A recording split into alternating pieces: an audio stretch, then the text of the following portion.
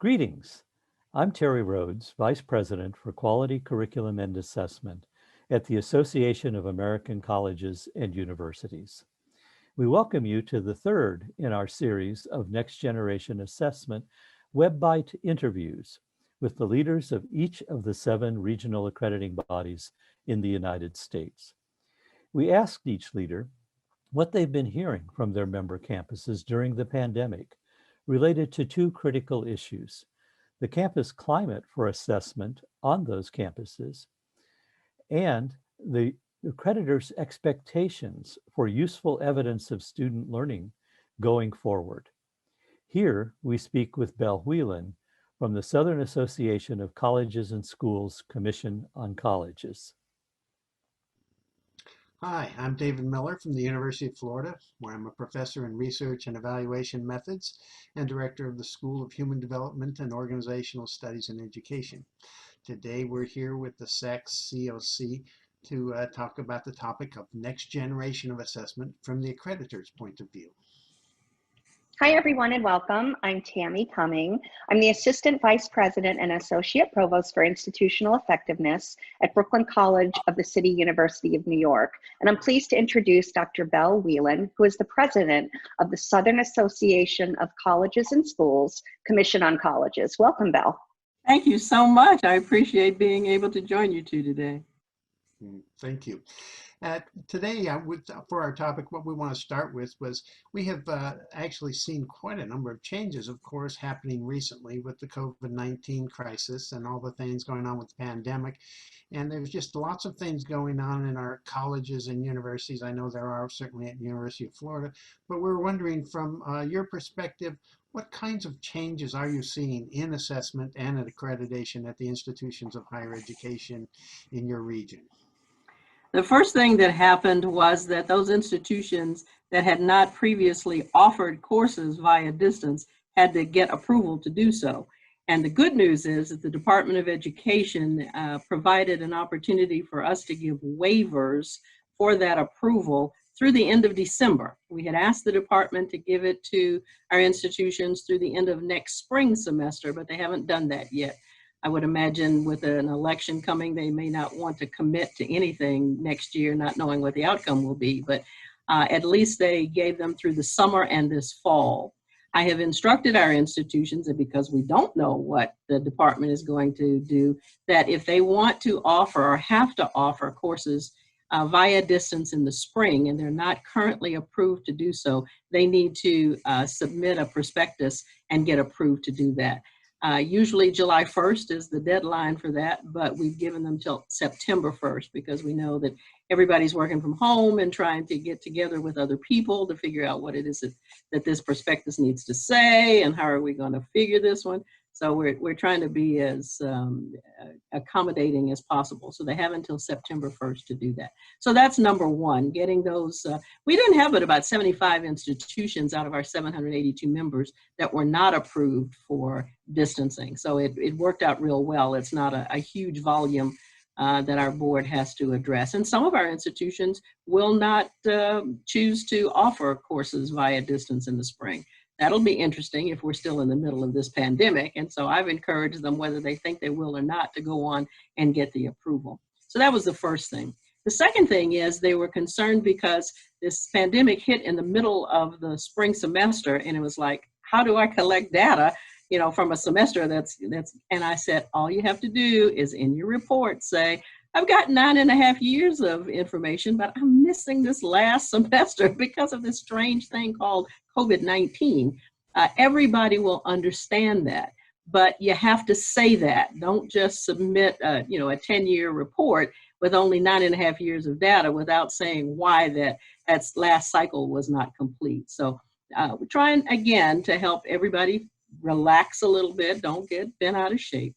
We have had visits delayed, which means that some of them have more time to finish that report. We've had a lot of institutions that have chosen a different kind of strategy for doing assessment than they had originally planned. Now they're having to develop an online survey, for example, where they hadn't had to do that in the past. So everybody's adapting. It's crazy because this is the first time we've not had any options. But everybody's stepping up to the plate and being accommodating. We've had a lot of inquiries of what are the other institutions doing? Because, you know, there's a lot of resource sharing going on, which just warms my heart because there's so many times that we think people are just sitting out there trying to figure it out by themselves. And we encourage institutions to work with their colleagues, and because it's not, you know, rocket science. If it works at one place, it ought to work someplace else. So I'm very pleased with what's going on. So we've tried to be flexible and tried to allay some of their fears, but assessment is still required. Yeah, thank you. I know, and that's what we've been seeing. We've been talking to some of the regional accreditors, and we're hearing the same message. The standards are still there. Assessment still continues, and the flexibility is certainly appreciated. And I think the initial response was a little bit of a panic and a pause, like, what are we supposed to do with respect to accreditation? But stepping back and remembering the purpose of accreditation and how we're actually using assessment, and one semester off or pause is okay when you have trends of data. And speaking of that, what do you see moving forward? We're in a brand new educational environment. I don't think we're ever really going to return to education the way it was pre-COVID. I think we're in a whole new world. And with the next generation of assessment, it's evolving. Ownership is by faculty that we're seeing more often, and administrators on the AES side. What do you see for the future of assessment with respect to accreditation in our new environment? Well, again, the majority of our institutions were already offering distance programs. And so I'm not sure there's going to be a major shift in the assessment process. I think that those institutions that are new to distancing are going to have to learn how to do the assessment of those programs. But I think the other institutions have already you know, stepped up to the plate on that one. I'm also not sure I agree with you that, you know, things are not going to go back. I'm thinking that it may be a year and a half from now, but campus life will continue. That's part of why people go to college, is because they want that on-campus experience. But it has been rewarding for me to see our institutions step up and, number one, be concerned about the health and safety of the students and staff and faculty and everybody who have to come onto campus, but also to understand that instruction has to go on. I remember when computers first came out, and some of my colleagues who are old as the hills as I am said, you know, don't give me a computer, I'm not going to do anything with it. And so we've had to train some of those same faculty to deal with teaching online. But the training that's available today is so much better than it was, you know, 25, 30 years ago when computers first came on the scene and we were starting to offer online instruction. So I think that there's, as long as there's good planning in place, then there'll be good assessment in place, because they go hand in hand. That's interesting to hear about collaboration and things like that too. I know that I'm at one of your institutions. I know I'm at an institution that has had already a well-established program of online. On the other hand, I'm running a school where as soon as I say that, I realize that at most 1/3 of my faculty were teaching those online courses. Most of them are not online. Yeah. And so I think we've got a lot of learning and a lot of change that's happening in there.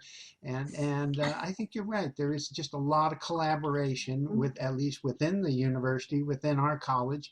And it's good to hear that we're also seeing those kinds of collaborations across colleges where that needs to happen. So yeah, you know, faculty believe what other faculty say. We always have, we always will. And so to take those faculty members who have been teaching online and getting them to partner with those who haven't has been really rewarding and been very effective, rather than have an instructional technologist come in to tell you what to do. You know, to see another faculty member, to sit in on somebody else's Zoom class, for example, to see how it's done has really been very effective.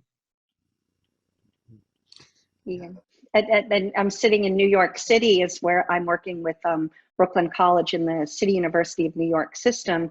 And what we've seen is, you know, we had only 12% of our courses were at online delivery. And we know that the whole landscape of education, at least in New York City, students like it. They like the availability to take the courses, you know, when they need them, a little more flexible. So we'll see what happens going forward, but it's really good to hear the message that the assessment is still so important. Yeah. And after all, it's all about the students and the learning outcomes and making sure that they attain what the university sets out for them to deliver with respect to their educational goals.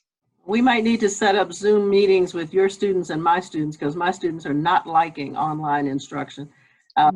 Quite a few of them are making noise. They want tuition back because suddenly they've had to go online and they're not getting that total on-campus experience. And no conversation not too long ago about the athletic fee that's still charged, even though now canceled athletics. So I don't know, maybe I'm just closer to it, but because the complaints come to us, but it is difficult. I'm not sure I could successfully sit through an online class, because I feed off of the interactions, you know, with other people and being in the room and feeling that energy. And there are a lot of students, you know, who have trouble with that. There are also a lot who have difficulty getting connections or having computers and stuff.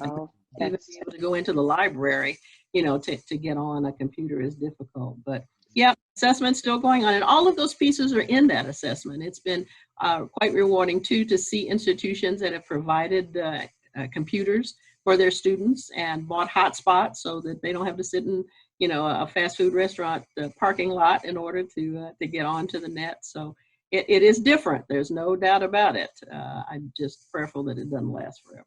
Yeah. It is a very interesting thing. Our college actually is somewhere in between. We have some who would prefer to be back in a different environment, but something that's very much surprised me is that this summer we actually had an increase in enrollment. Wow. And so we may have students who this is also given some availability to it, or that they're thinking about it as more available, because we've always had online programs. Sure. It's an interesting topic that we'll see what happens as we move along through here. But I want to thank you for joining us today. It's been nice having this conversation with you. It's been my pleasure, and thank you for all you all are doing to help those students achieve their academic goals too.